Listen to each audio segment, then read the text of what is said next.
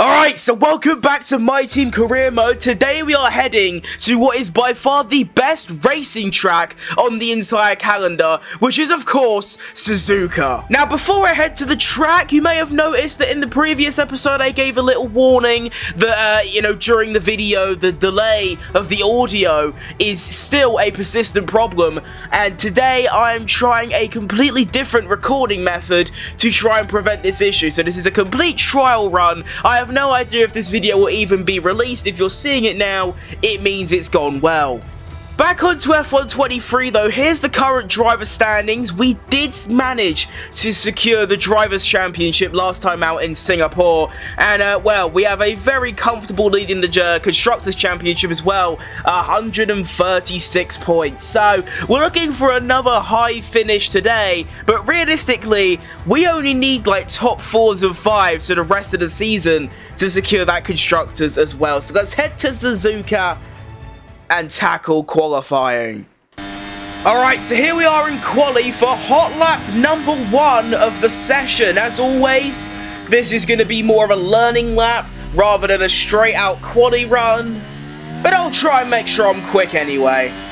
Now of course, sector 1 round this track is probably one of the hardest sectors to drive on the entire calendar, as it'll already go wide through turn 1, and it's just constant corners that are all very fast. You don't really get a moment to breathe at all.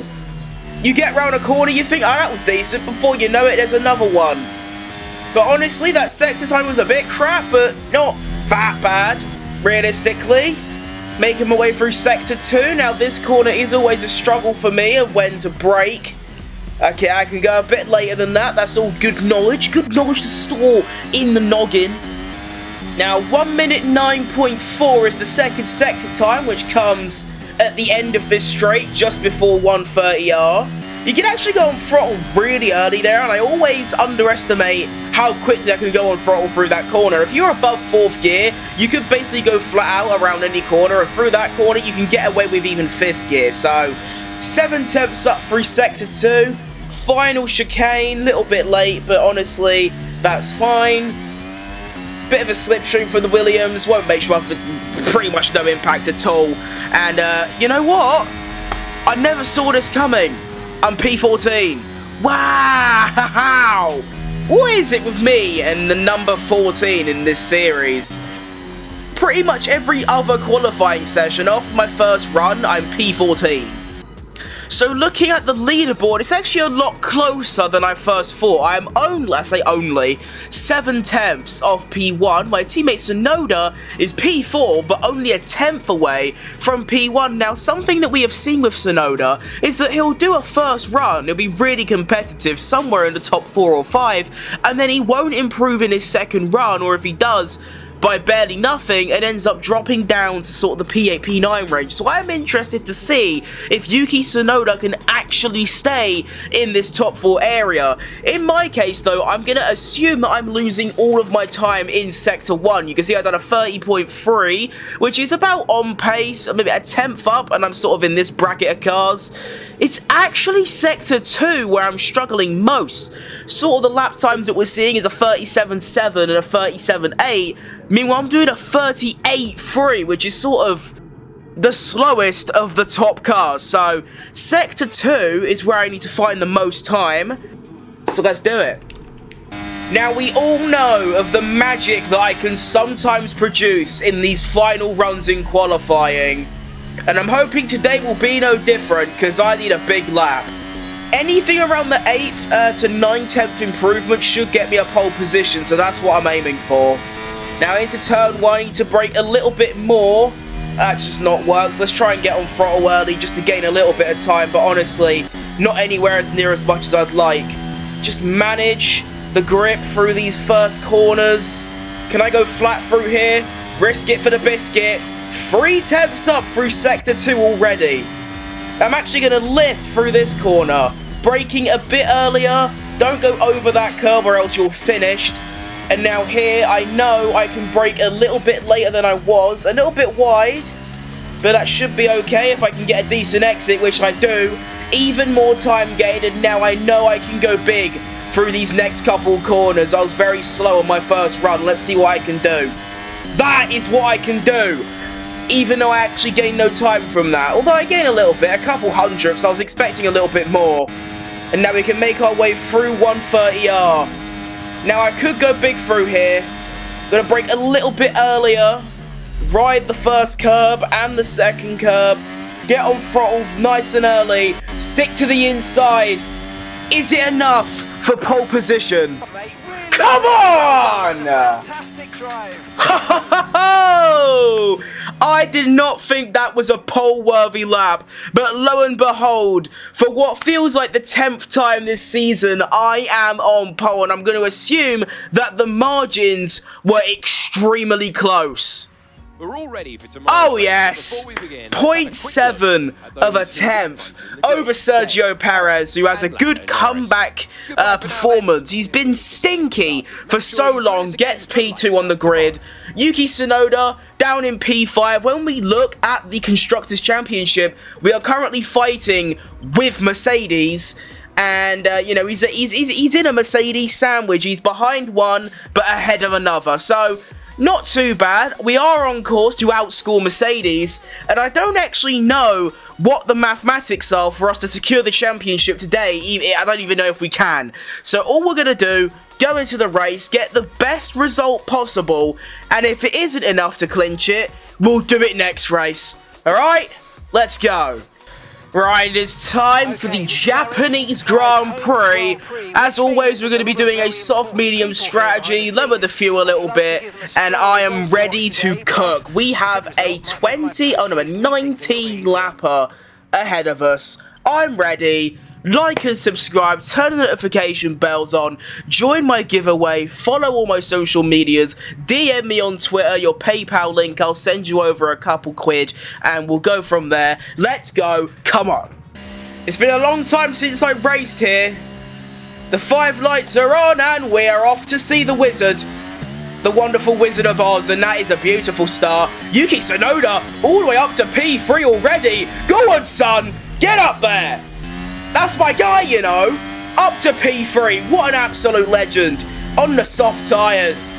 That is big for our Constructors' Championship hunt. Sergio Perez still in P2. Lando Norris dropping back. Iwasa dropping back on the hard tyres. I have no idea what my race pace is going to be like today. Although the race pace doesn't really matter half as much as my straight line speed. Because, you know, the only overtaking spots on this entire track is, there's a yellow flag already. What? Who's gone off already? Anyway, like I was saying, the only real overtaking place is this next straight coming up, which is pretty rare, and the main straight with DRS. So if I've got competitive straight line speed, race pace means nothing. I should be good to hold off. I'm actually going to lower my downforce for when I pit. Because I have track position. All I need to do is defend. And that is a very, very nice first lap. 9 tenths already ahead. And now we're on our way. Let's see if Tsunoda can make his way past Perez and secure our first ever 1-2 finish. Not just in this season, in the entire series. You gotta remember, this is the first season where the car has actually been competitive enough for not only me, but also my teammates to sort of get up there a little bit. The previous season when I won the Drivers' Championship, my teammate then, I believe Hulkenberg, was incredibly slow and barely scored any points. Meanwhile, I was running away with the championship. This season, though, our car is extremely competitive. Only downside is McLaren, Ferrari, Aston Martin, Mercedes, and Alpine have also all got competitive cars. It's a 6-way fight for like the top 6 positions. But you can see the gaps. The Perez gap has stayed about 9 tenths. Tsunoda's only 3 tenths behind Perez, and Norris is 6 tenths behind Tsunoda. So it's very, very close. With DRS enabled, if I could just get a second clear of Perez, even for just a lap, that should allow Tsunoda to make his way through. But I am going to set the fastest lap of the race so far at 1 minute 26.1. And my main target is, even if he catches me later for this lap and maybe the next lap, just keep a second ahead of Perez so that Tsunoda can get a nice little bit of DRS and go for a move. And once it's a 1-2, we can properly control this race. I've really pulled away from Perez on this lap. I've gained about 6 tenths. The gap is up to 1.7, which means, of course, Tsunoda will have a lovely stream of DRS on Perez down the main straight. Perez will have nothing but ERS to help him defend. So, let's ignore me. I might set another fastest lap. I don't. I miss out by half a tenth. We are looking behind. Can Tsunoda get a move done on Perez and make it a Foot Crim F1 Team 1-2? We can have a look behind. And no, he doesn't get quite close enough. I'd say the margin is about 3 tenths. If you're 3 tenths behind the car in front, you can get by with DRS. Tsunoda was about half a second, so not quite. But if he can just keep up the pace, I'm pulling away comfortably. He should be able to get this move done. Although we saw in Singapore yesterday that even Tsunoda on, newer and softer tyres couldn't pass Lando Norris, who was on old hards. So it ain't all easy for Tsunoda. Right, we're now at the end of lap 5. The gap is 4 tenths between Perez and Tsunoda. Although it won't make any impact at all, I am going to move out the way of the slipstream of Perez. It might give him like half a kilometre of extra speed, but I might as well do it. We can look behind again and see that Perez does remain in P2. And it looks like you might even need to be even closer, like 2 tenths, before the DRS to get by. Tsunoda was 4 tenths that lap and still got nowhere near. Tyre wear is looking a bit much. We are only a quarter of the way through lap 5. And my tyre wear is already up to 22%. It is roughly 6% a lap. And we aren't actually pitting for this lap and another 4. So, doing the maths, my tyre wear is going to be about 40%. That's going to be a struggle. Now, of course, I could do one of my world famous and common undercuts. However, I said in the last episode at Singapore that real champions don't rely on undercuts, and I'm a real champion, so I will pit on lap 9 when they tell me to, and I will still try and win this race. Luckily for me as well, Perez and Tsunoda and Norris and Leclerc are all on soft tyres as well, so they should hopefully be experiencing somewhat similar tyre deg. If the driver behind, if Perez or mediums right now, I would be truly finished. So it's actually a blessed relief that pretty much the entire top sort of 10 or even top like 5 have decided that the soft tyres for the first stint is the best way to go. Right, end of lap 6 to start lap 7, half a second between Perez and Tsunoda. So no overtake is going to happen there on this occasion. And Norris is still in the mixture as well. He's only half a second off Tsunoda.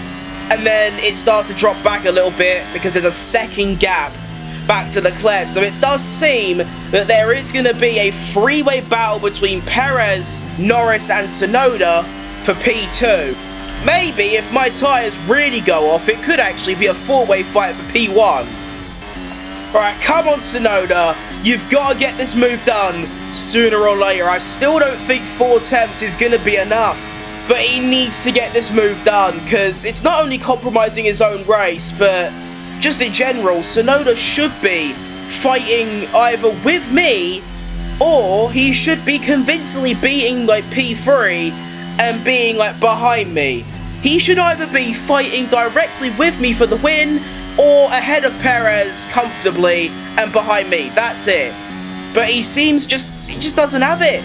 Do you know, it's a bit like Perez in real life. I mean, Perez in game is an absolute beast. He almost won the title last season, fighting with me until the penultimate race. This season, he started off extremely well, fell off massively, but I think that's more of a car issue, because his teammate, Guan Yu Zhou, has been nowhere. I don't even think he scored points for a while. But even so, now Perez is back on form. He's comfortably in P2, actually pulling 8 tenths on Tsunoda on this lap. And then Tsunoda, it's actually just contrasting to real life. Real life, Perez is shit and a disappointment. In game, he's a beast. Tsunoda in game is a disappointment. In real life, he's a beast. It's crazy how that works. Right, it's now officially lap 9, which means we are approaching half race distance. It is also the lap where I'm going to be boxing And it looks like my assessment of about 40 to 42% tyre wear looks to be spot on. But like I said, what's lucky for me is everyone else is on soft. So even though my tyre deg is horrible and my lap times are even worse, so is everyone else's.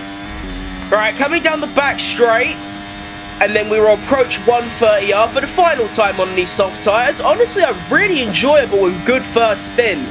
Actually really liked it. The tyres have been, you know, they're obviously worn, but the oversteer, which is what I usually get, hasn't actually been that bad. So let's head into the pits. Into the pits. We must go. E-I-E-I-E-I-O. And look at that. This is going to be a big issue for Yuki Tsunoda, because of course we can't double stack in this game. It takes too long, and the AI doesn't process a double stack as an option. So what it means is that I'm going to come out in P1, Perez is going to come out in comfortably P2, but Tsunoda has to do an extra lap on the soft tyres, which means me, Perez, everyone who just pitted on that lap is about to get a huge undercut on Tsunoda. And honestly, I wouldn't be surprised if Tsunoda comes out on hard tyres. Now, of course, while the mediums are warming up, the soft tyres probably still have a bit of an edge in performance. But that only lasts half a lap. I mean, already, you know, we're only a first sector through this first lap, and my medium tyres already feel better than the softs. And you can see as well, the gap to Perez has stayed about the same. Actually, it's come down by about a second. That's slightly concerning. I don't know if that's just a bad outlap from me, or if Perez just had the best pit stop in the world, like a 1.7 second pit stop. But before I came in, the gap was like 3.7 to 4 seconds. Now it's 2.7 to 2.8. Tsunoda's going to come into the pits, as is the other Red Bull, the other Ferrari, the other McLaren, so Joe, the other, basically all the second drivers, all the ones that are behind their teammate come into the pits now. We can see the impact of Tsunoda coming in a lap later. He's only just finished this stop. He's exiting the pits now, and he might actually come out again behind Perez. But what's crucial is, does he come out ahead of Norris? No. So yes, Tsunoda will have a lap newer tyres. However, he's not only got to get past Lando Norris, who is 5 seconds back, he then has to get Perez, who is another 2 seconds up the road. It's not looking good, bruv.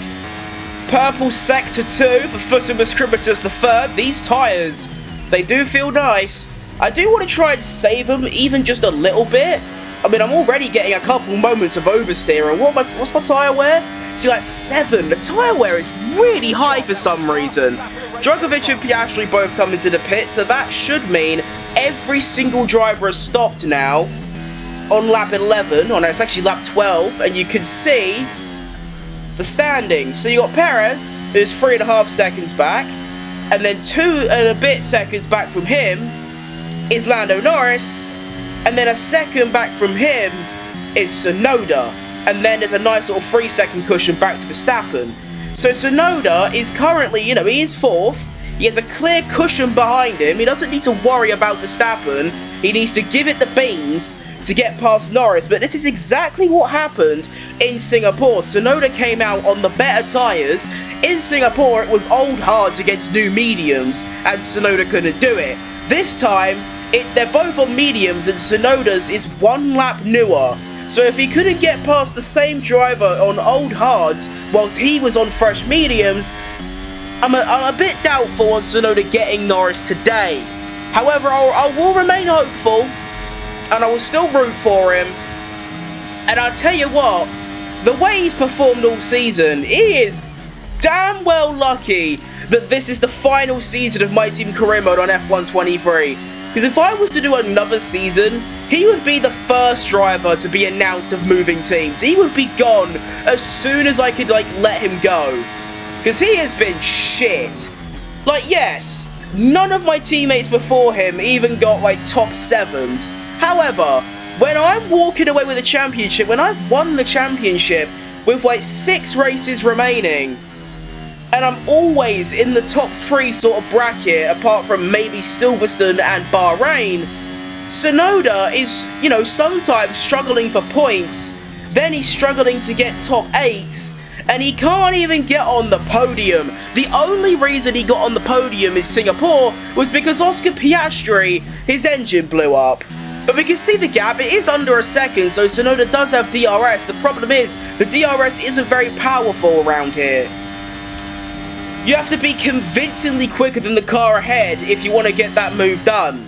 I've also noticed that enough talking bollocks about Tsunoda, my gap to Perez has come down slightly. It was about 3.4. If you remember when I exited the pits for the first time, it was about 2.8. Then it went up to 3.4, and now it's back down to 2.8. And once again, I get the feeling like I'm going to be chased for the rest of this race, and that's been a common theme this season, probably because I'm always in P1 and I'm always winning. But it always feels like I never have a dominant win apart from maybe Singapore. I've never had a win apart from Singapore and maybe like one or two others where it's actually been a controlled dominant win. Every other win I've had this season, and in general, I've been chased down by someone and I've managed to hold on. Australia and Spain are prime examples, and today seems like no difference. Although once again, we are both on the same strategy, so that should hopefully mean that we have roughly the same deg, and I'm faster in general. So hopefully, that gap does stay about 3 seconds, but we'll wait and see. Tsunoda, by the way, closing right up on Norris. He's actually got within, well, he was within about a tenth or two of Norris, but now the gap has extended back to about 7-8 tenths. Oh, and look at that, Oscar Piastri has DNF'd for the second time in a row, which is a huge shame really, because his driving a couple rounds before, especially in Monza and Spa, he was the best driver there by far. I mean, in Belgium, he dominated the race and won by like 20 seconds. And then in Monza, it wasn't quite enough to beat me, but me and Piastri were definitely the class of the field that weekend. And then he goes to Singapore, he was P2, and he DNFs. And here in Japan, I don't even think he was in the top 10. But even if he was, he has DNF'd once again. The gap to Perez has decreased to 2.1. It was 2.8. And it seems like my theory is coming true about another race where I'm getting chased by everyone else. And I'm not looking forward to this. There are 4 laps remaining in this race, which means Perez would have to catch me at a rate of about 8 tenths a lap, and then of course actually get the overtake done. So 8 tenths a lap is a lot. If I cross the line on the next lap and the gap is above 1.6, then I'm doing enough. Right, we are now at the end of the lap and my gap is 2.1, and it seems that it's literally just that my Sector 1 is extremely weak. Through Sector 1, the gap to Perez drops to as low as 1.1, but then throughout Sector 2 and 3, it builds all the way back up to 2.1, 2.2. But like I said, if it's above 1.6, I'm fine. It's 2 seconds. He now needs to catch me by even more per lap. So it's looking good so far, but of course, one little cock up, one moment of oversteer, and everything changes. So it's like Verstappen in Imola. I'm Verstappen, Perez is Norris, he's catching me at rapid rates, and all I need to do is keep it composed. Alright, slightly concerning, at the end of lap 17 to begin the penultimate lap of this race, Perez has managed to get that gap down to 1.6. Now, if I could just keep that gap above a second as I start the final lap, I should be okay. But this is going to be a lot closer than I'd like. Alright, crucially, I have managed to get that gap back up to 1.8 seconds. And like I said, if it's above a second and Perez hasn't got DRS on this final lap, I should be perfectly okay. As Tsunoda! Hang on a minute, has Tsunoda managed to get past... Oh my goodness, Tsunoda has got past Norris at 130R. However, Lando Norris is going to have DRS now, and he's 4 tenths away with ERS as well. Can Tsunoda hold on? They come down the main straight, they're making their way around turn 1, and I believe Tsunoda has managed to take P3 on the final lap of this race. And what a race this has been. Not the most entertaining one, because once again, it's just me out in front dominating away. I was getting chased by Perez, but even if he closes up now, there ain't no way he could overtake left unless he sends it round the final chicane, which the AI clearly just doesn't do.